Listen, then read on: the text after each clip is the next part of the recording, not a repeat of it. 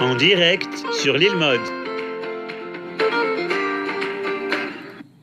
Shalom à toutes, shalom à tous. On est très heureux, on se retrouve avec la paracha, avec le Rav Yehuda, comme chaque semaine, pour le cours hebdomadaire, avec le Rav Anishai en direct de Jérusalem, de la communauté de Emunah Shlema. Double paracha cette semaine, Acharemot et Kedoshim. Et on va parler aujourd'hui du Moler, la Avodah Zara. Le Rav a décidé d'appeler ce cours Moler, ne plus croire en l'avenir. Et vous pouvez dédicacer les cours comme l'ont fait aujourd'hui Hélène Trick ainsi que sa sœur, je crois, et également comme l'a fait Evelyne. Voilà, le Rav va bien sûr nous dire les noms pour qui c'est dédié. Bonne étude à toutes et à tous.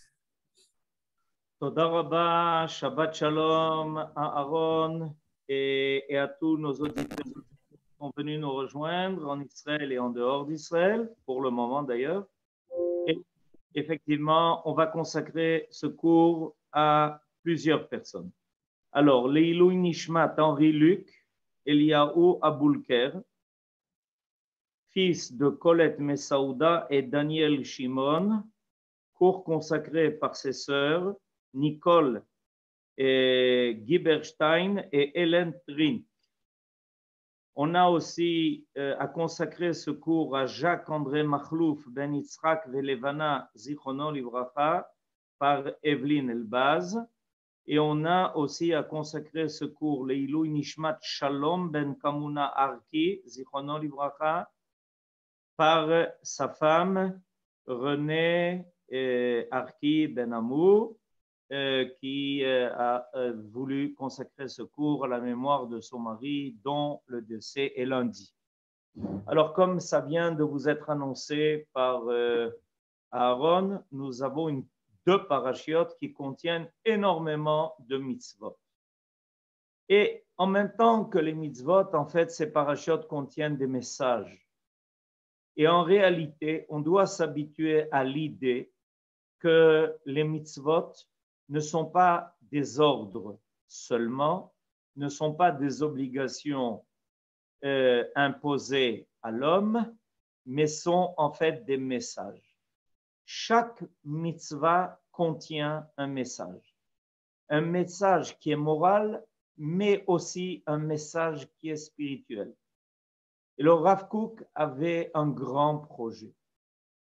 Il avait comme projet de réunir les deux mondes, le monde des mitzvot et le monde de la Emunah, c'est-à-dire comprendre les mitzvot sous l'angle qui est l'étude habituellement du pourquoi des mitzvot. C'est un projet énorme, il a commencé, c'est un projet évidemment qui est très difficile parce qu'il réclame une compréhension non seulement des mitzvot dans leur application, mais surtout l'idée profonde qui les soutient. Alors aujourd'hui, on va prendre un exemple et on va se servir de l'interdiction de Avodat Amolech, traduit en français par Moloch. J'imagine que c'est un mot que vous connaissez et on va essayer d'expliquer d'abord en quoi ça consiste, qu'est-ce que la Torah a-t-elle voulu interdire ici, et surtout, en fait, ceux qui se sont adonnés à ce culte, qu'est-ce qui les a amenés à cette chose horrible. Alors, on va évidemment voir les versets. Les versets sont les premiers versets du chapitre 20. Dans la paracha de Kedoshim, voilà, Aaron maintenant nous les met sous les yeux. וידבר אדוני אל משה לאמור, ואל בני ישראל תאמר, איש איש מבני ישראל, ומן הגר הגר בישראל, אשר ייתן מזרעו למולך, מות יומת. עם הארץ ירגמו באבן, ואני אתן את פניי באיש ההוא, והכרעתי אותו מקרב עמו, כי מזרעו נתן למולך, למען טמא את מקדשי ולחלל את שם קודשי. Alors, de quoi on est averti ici, dans la paracha de cette semaine?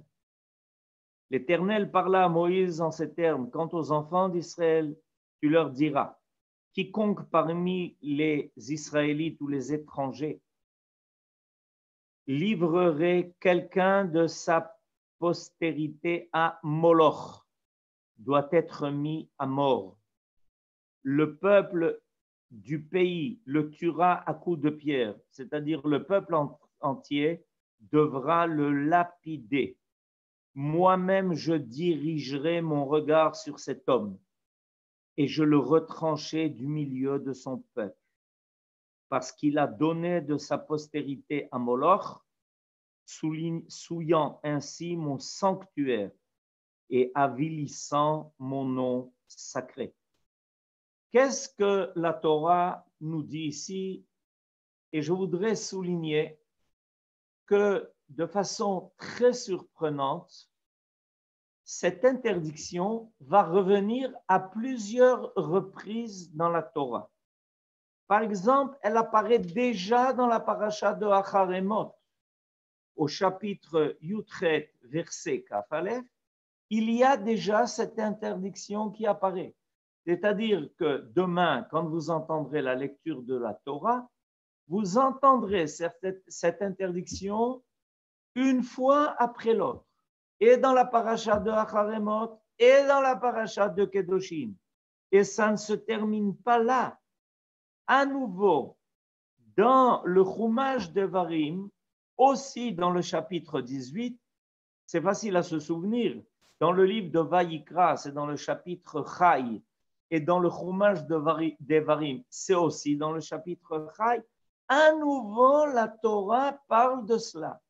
Et non seulement c'est rappelé à plusieurs fois dans la Torah, mais les prophètes n'arrêtent pas de rappeler cette faute comme étant une des fautes qui va finir par ramener à la destruction du temple et à l'exil d'Israël de sa terre, les enfants d'Israël ayant imité dans ce culte idolâtre-là ce que les peuples autour d'eux faisaient. Alors, on va essayer d'abord d'expliquer et de décrire brièvement, sans rentrer dans tous les détails. C'est tellement horrible qu'il est difficile d'en parler, je vous avertis. On va essayer de comprendre d'abord en quoi consistait ce culte. Ce culte consistait à consacrer les enfants, les petits-enfants, les nourrissons, au Dieu du feu. Voilà en quoi consistait ce culte. Alors, il y a deux versions essentielles, selon nos sages, pour décrire ce culte. La première version, celle de Rashi. D'après Rashi, un homme portait dans ses bras le bébé et il passait entre deux rangées de feu. Ce qui étaient les komarim, ceux qui étaient les serviteurs de cette idole-là, avaient en fait une espèce de passage où le père devait porter dans ses bras son bébé, passer entre ces deux rangées de feu, donner ça au prêtre de l'idole de Molech, appelé en français Moloch. Il leur remettait le bébé était consacré par ses serviteurs au feu, à l'idole du feu et au feu, et il était remis au père qui repassait entre ces deux colonnes de feu pour avoir consacré évidemment son fils à l'idole du feu. Il était considéré comme quelqu'un qui avait réussi un des cultes les plus importants du culte idolâtre qui existait. Mais selon une autre opinion, qui est celle de Nachmanide et d'autres aussi, en réalité, le père remettait au prêtre du Molech le bébé. Et il y avait là-bas une idole, un pesel qui était fait de fer. Et cette idole était chauffée à blanc par ces prêtres-là. Et les prêtres déposaient dans les bras de cette idole, chauffée à blanc par le feu, le bébé qui évidemment était sur le moment même consumé. Et c'était l'apothéose. Et pour empêcher ceux qui étaient présents d'être saisis par les cris, les hurlements de cet enfant que l'on mettait sur cette idole chauffée à blanc par le feu, alors il se servait de tam-tam sur lequel on frappait de toutes les forces possibles et imaginables pour abasourdir les gens et les assourdir pour qu'ils ne prêtent pas attention à ce culte horrible et terrible auquel on réussissait à amener les gens. Et selon une autre opinion, le père, en fait, était invité à passer et à repasser entre ces deux colonnes de feu qui dégageaient une chaleur tellement terrible que finalement le bébé mourait de la chaleur. Alors vous voyez qu'il y a plusieurs versions, mais le but finalement était de consacrer l'enfant qui était né il n'y a pas longtemps au Dieu du feu. Comment des êtres humains peuvent arriver à une telle conduite, à quelque chose de tellement horrible que de consacrer des enfants et les brûler vivants? C'est la question qu'on veut essayer de comprendre aujourd'hui, et il y a quelque chose de fondamental qui, à mon avis, doit être appris, et de nos jours aussi. Qu'est-ce que ces idolâtres portaient en eux? Quelle était l'idée qui les amenait à servir par un tel culte l'idole de Molech? C'est ce que nous voulons essayer de comprendre aujourd'hui. Alors, le feu était l'idole qui était la plus populaire. Vous vous rappelez probablement que Nimrod, à l'époque de notre ancêtre Abraham, avait ordonné et réclamé de Abraham de reconnaître la puissance du feu. Et quand il a refusé, en affirmant qu'il ne croyait qu'en un Dieu qui était unique, qui était maître de toutes les forces de la nature, vous vous rappelez que, en fait, Abraham a voulu être puni par Nimrod en étant jeté dans une fournaise ardente. C'est-à-dire que Nimrod lui a dit, puisque tu ne crois pas dans la puissance du feu, alors tu vas la subir. Et quand tu la subiras, tu finiras par te soumettre à cette force qui est la force du feu.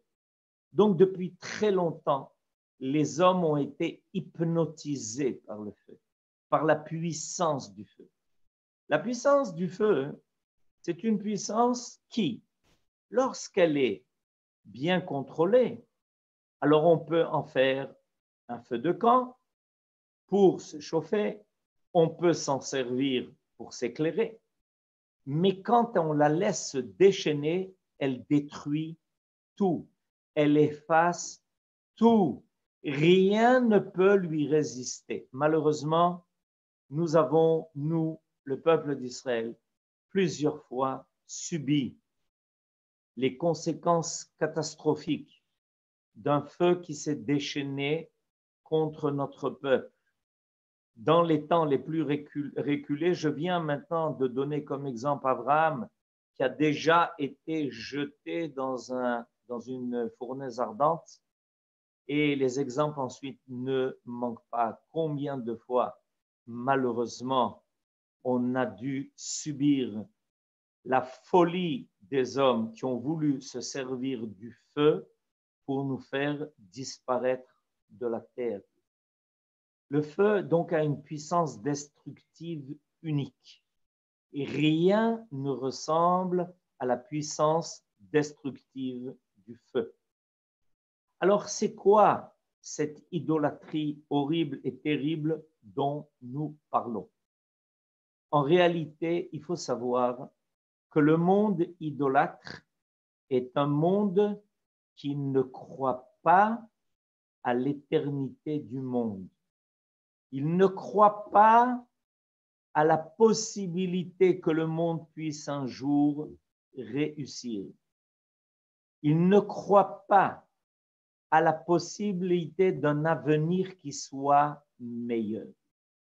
Et c'est pour ça que le monde idolâtre a inventé, il a inventé des tas de moyens pour essayer d'amener l'homme à perdre ses sens et finalement à se perdre lui-même.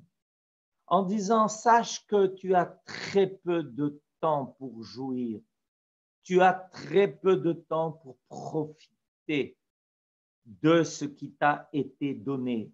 Finalement, tout va être détruit, tout va être supprimé. Il n'y a aucun avenir qui est assuré.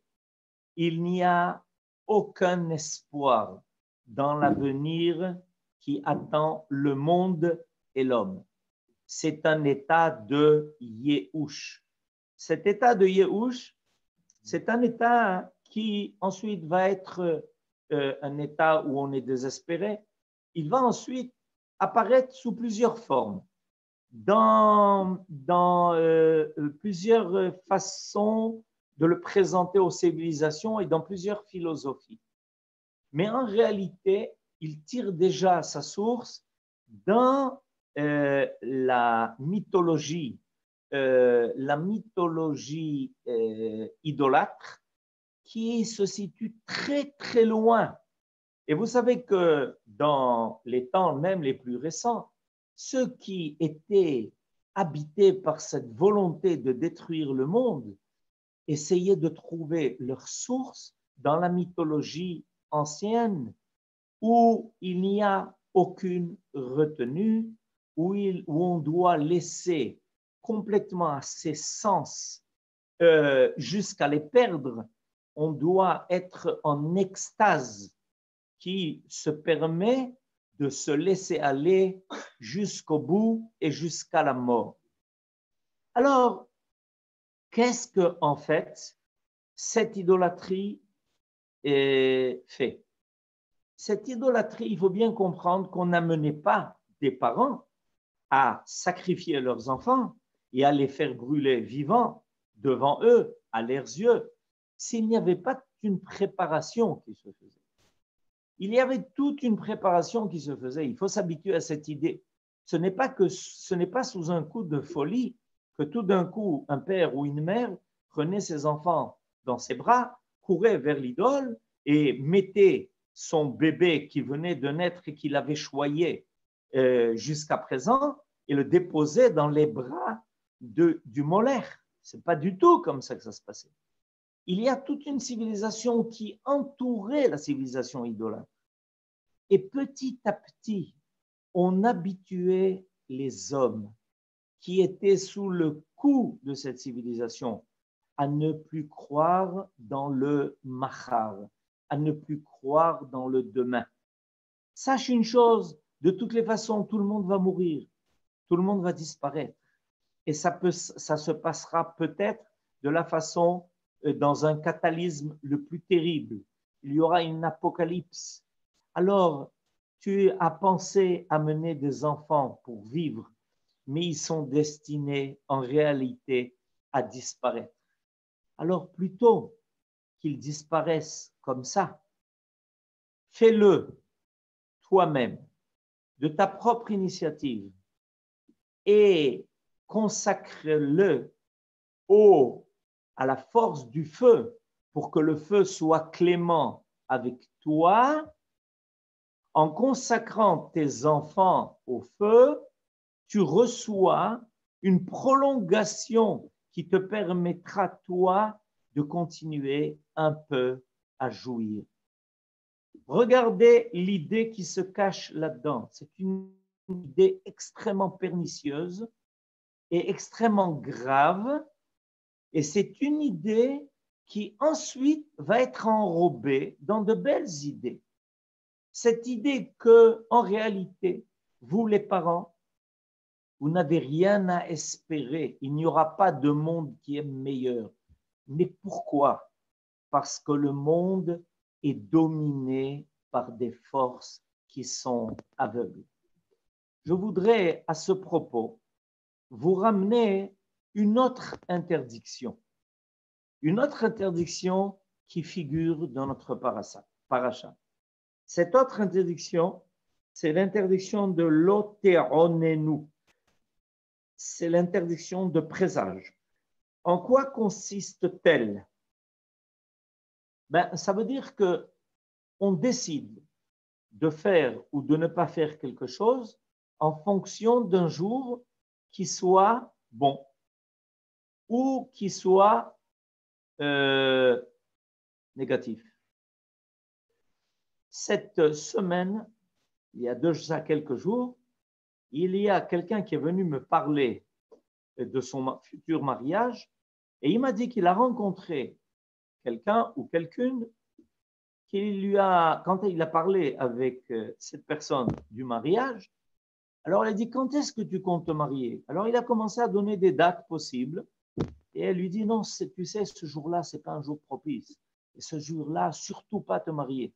Et il s'agissait de dates qui n'étaient pas juives. Alors, c'est exactement l'interdiction de notre paracha. Explique le Rav Hirsch. Quel est le problème? Le problème, c'est qu'on enlève deux choses. La présence de Dieu et la présence de l'homme. La présence de Dieu, c'est comme si le temps nous dominait, qu'il y avait des temps inéluctables et que Dieu n'avait plus de liberté dans le propre monde qu'il avait créé. Et on élimine aussi la présence de l'homme qui est capable par ses actes de changer, de pouvoir amener à un monde qui soit autre. Pour les idolâtres, le monde est figé et il est soumis à des lois aveugles qui finalement vont se déchaîner contre lui et il n'a aucune possibilité de pouvoir jouer contre elle. Et voilà ce que les idolâtres, voilà l'idée à laquelle les idolâtres avaient amené les gens de leur époque sous cette civilisation terrible et horrible où les hommes arrivaient à brûler leurs propres enfants, c'est-à-dire à ne plus donner de possibilité à l'avenir de surgir. Et il y a entre-temps des civilisations qui ont continué cette idolâtrie. Cette fois-ci, pire, en arrivant à convaincre les hommes de ne plus se marier, de ne plus engendrer, de ne plus avoir d'enfants, de devenir stérile volontairement, parce que le monde ne le vaut pas, parce qu'on n'a pas un beau monde à remettre entre les mains de nos enfants et petits-enfants. Or, on a un monde extraordinaire à leur laisser, à leur transmettre. Surtout un monde qui s'améliorera si on s'est occupé de les éduquer, si on les a aimés. Ils vont transmettre eux-mêmes ensuite cet amour. Au lieu de penser à encourager l'humanité à se développer et à s'améliorer, on arrive à faire croire à l'humanité que sa fin est proche et qu'il n'y a plus rien à espérer. Donc, il ne faut surtout pas la continuer. Voilà le signe du désespoir. Mais je voudrais amener quelque chose d'extraordinaire et très surprenant dans le commentaire de Rashi. Alors, le commentaire de Rashi se fait sur les versets que nous avons vus maintenant et on va voir que dans ce commentaire, Rashi va nous faire une très grande surprise. Alors, on reprend le verset Gimel. Akadosh Baruch Hu avertit que si une telle chose se passe, que Dieu nous en préserve, dans le peuple d'Israël, je lis le verset, Va'ani eten et panai ba'isha'u, ve'ichrati oto, je dirigerai mon visage vers lui, cet homme-là qui a osé faire une chose tellement horrible. Ve'ichrati oto, et je le retrancherai de son peuple. Mikerev amo. Kimizaro Nathan la Molech, parce qu'il a donné de sa descendance à Molech. Les ma'antame et migdashi. Et par là, il a rendu impur mon temple, Migdash. Alors maintenant, je vous lis le commentaire de Rashi. Rashi dit, les ma'antame et migdashi et Knesset Israël. שהיא מקודשת לי כלשון בויקרא ולא יחללו את מקדשי. Phénoménal. D'après Rashi, quand Dieu avertit ici qu'une telle faute rend impur le Mikdash, il ne s'agit pas du Beth Amikdash parce que le Beth Amikdash n'a rien à voir dans l'affaire. Il s'agit de l'assemblée d'Israël. Si un homme fait une telle chose dans le sein du peuple d'Israël, il est en train de souiller quoi? L'assemblée d'Israël. Mais comment se fait-il que Akadosh Baruch Hu appelle l'assemblée d'Israël Mikdashi, mon temple? Regardez ce que Akadosh Baruch Hu est en train de nous dire. En réalité, il s'agit d'un mariage. Mikdashi, Knesset Israël, Shei Mekudeshet Li. Akadosh Baruch Hu ici révèle qu'il y a une alliance de mariage entre lui et l'assemblée d'Israël. Et celui qui fait un tel acte est en train de souiller celle qui a reçu une bague d'alliance de Akadosh Baruch Hu. L'assemblée d'Israël est consacrée à Dieu comme une femme qui est consacrée à son mari. Et c'est la phrase que le Khatan dit à la Kala. Are at mekudeshet li, shehi mekudeshet li. C'est exactement ce qui va se passer et dans une semaine. Dans une semaine, qu'est-ce qui va se passer? Après la période du Homer, on va connaître la période des mariages.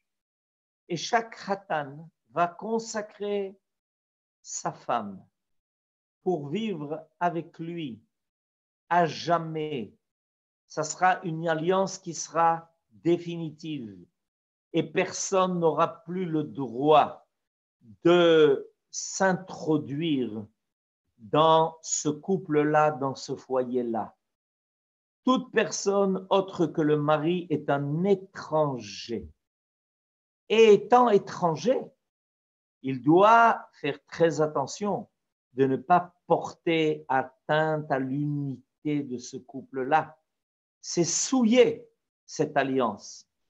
Et voilà que nous dit maintenant la Torah, que si quelqu'un se livre à un tel acte, il souille l'alliance qu'il y a entre Akadosh Baruch Hu et Knesset Israël, qui lui est consacré au Sinaï.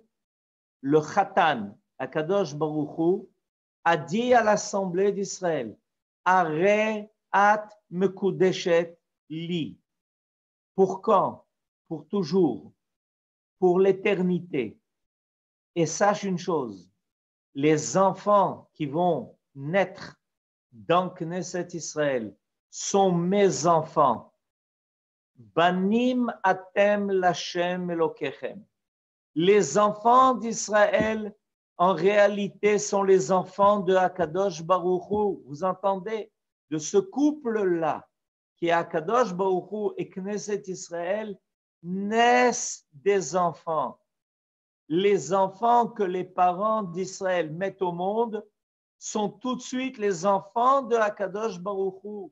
Ils sont nés de cette union entre Akadosh Baruch Hu et Knesset Israël. Akadosh Baruch Hu considère que tous les enfants qui naissent par l'intermédiaire de Av Vahem sont ses propres enfants.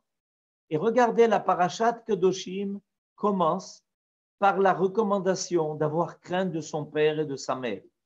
Et dans le traité de Brachot à la page Lamedhei, page Bet, il est marqué que le père et la mère de chacun de nous, merci à Aaron de nous présenter le texte, Amar Rabbi Hanina bar Papa, Kol hanehena min haolam hazeh belo bracha, כאילו גוזל להקדוש ברוך הוא וכנסת ישראל. Enseignait Rabbi Hanina bar Papa, tout celui qui profite de ce monde sans bracha, c'est comme s'il était un usurpateur, quelqu'un qui vient voler à Kadosh Baruch Hu et Knesset Israël. Et d'où est-ce qu'on apprend ça? On apprend ça d'un verset de Michelet, le chapitre Kafret, le verset Kavdalet, Gozel aviv ve'imo ve'omer en pesha, chaver ou leish mashchit. On fait attention au mot que je vais dire maintenant, ve'en aviv. Et là, Akadosh Baruch Hu, chacun de nous n'a qu'un père, c'est Akadosh Baruch Hu. Shene'emar alo hu avicha, kanecha, ve'en imo ela Knesset Israël. Ça veut dire quoi? Ça veut dire que chacun de nous, à travers son père, rencontre Akadosh Baruch Hu et à travers sa mère, rencontre Knesset Israël. Et quand un père et une mère ont le mérite et le bonheur et le devoir de mettre au monde des enfants, de les engendrer, tout de suite se présente là Akadosh Baruch Hu et Knesset Israël. Et ce sont eux qui disent Toda Rabba à vous, un tel et une telle, de nous avoir donné des enfants. Grâce à vous, nos enfants apparaissent sur terre. Je suis en train de dire quelque chose de très profond. Si les parents avaient conscience de cela, ils s'évanouiraient au moment où ils ont des enfants de penser qu'ils sont en train de donner des enfants à Akadosh Baruch Hu et à l'Assemblée d'Israël. Évidemment, ça serait considéré de façon tout à fait différente. Et c'est notre devoir, et c'est notre tâche, et c'est notre bonheur et notre mérite. Qu'est-ce que fait cet homme qui prend cet enfant et qui va le consacrer au culte du feu, qui est là pour le détruire? Il est en train de voler à Akadosh Baruch Hu et à l'Assemblée d'Israël leur enfant. Tout celui qui porte atteinte à un enfant, peu importe comment il le fera. Et malheureusement, pendant les générations, nos ennemis savaient qu'ils devaient surtout porter atteinte aux enfants. Ils ne devaient pas se contenter de porter atteinte aux adultes.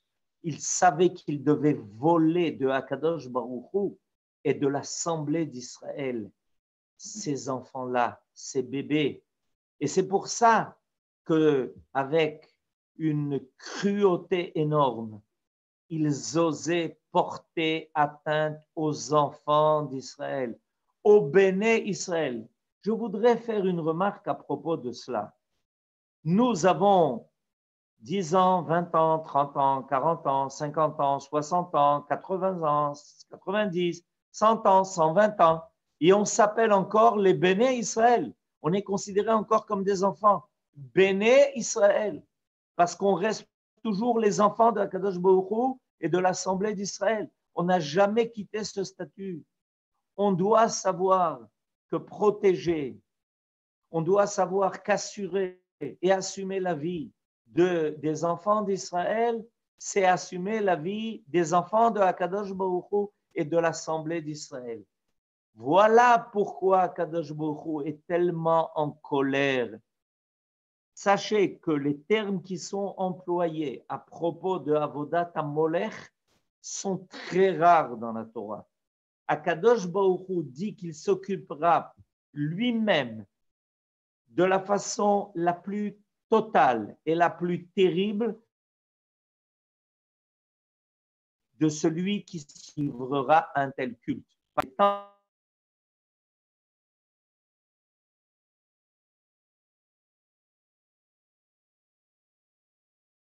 Akadosh Baruch Hu est en train d'affirmer que porter atteinte à un enfant, c'est pas à toi, il ne t'appartient pas, ce n'est pas ta propriété, c'est la propriété de Akadosh Baruch Hu et de l'Assemblée d'Israël.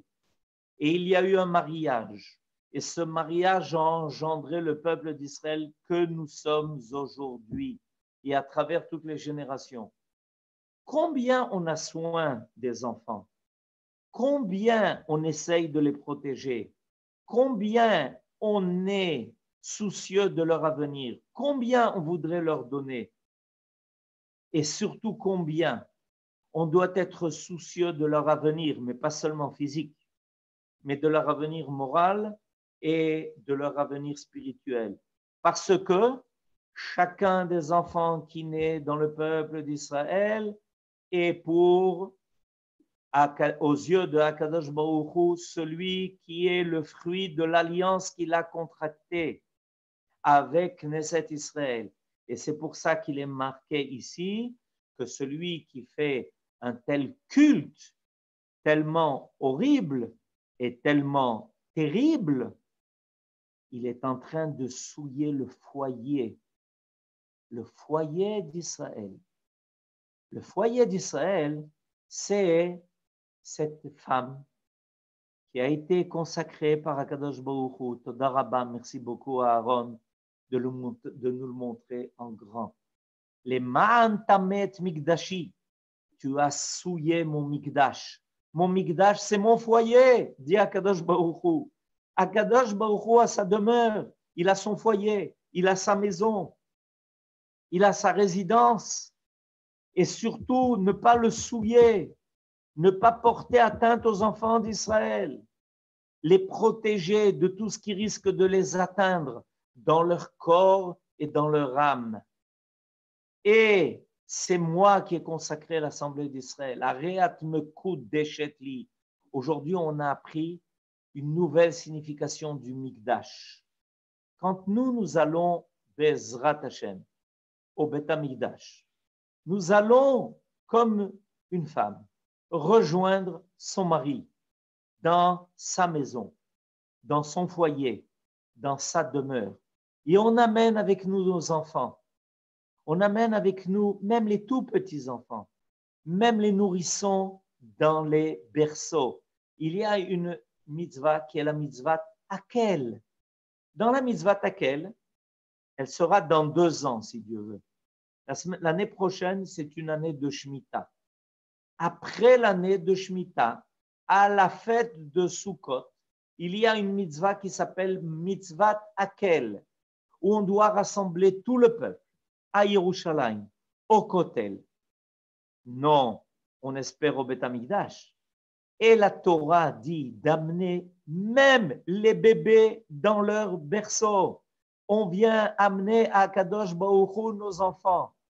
en disant, regarde, on a été les gardiens fidèles de tes enfants, Akadosh Baruch Hu. On les a mis au monde grâce à ton alliance avec nous.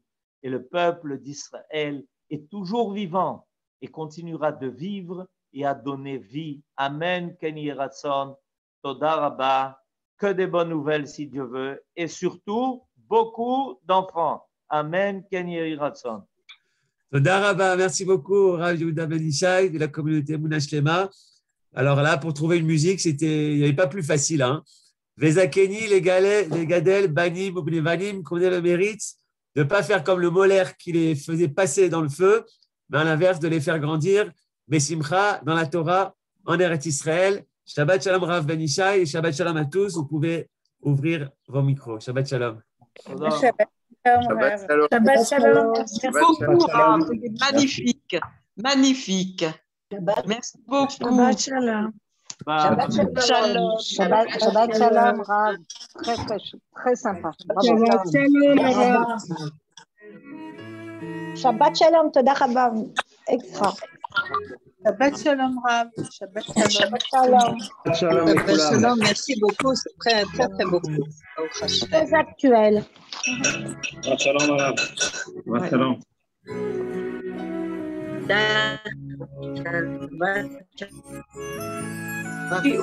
נפלא, רב. וזכני לגדל, בונים ובני בנים, חכמים ונבונים. אוי אבי השם ירא אלוקים, אנשי אמס זרע קודש בהשם דבקים.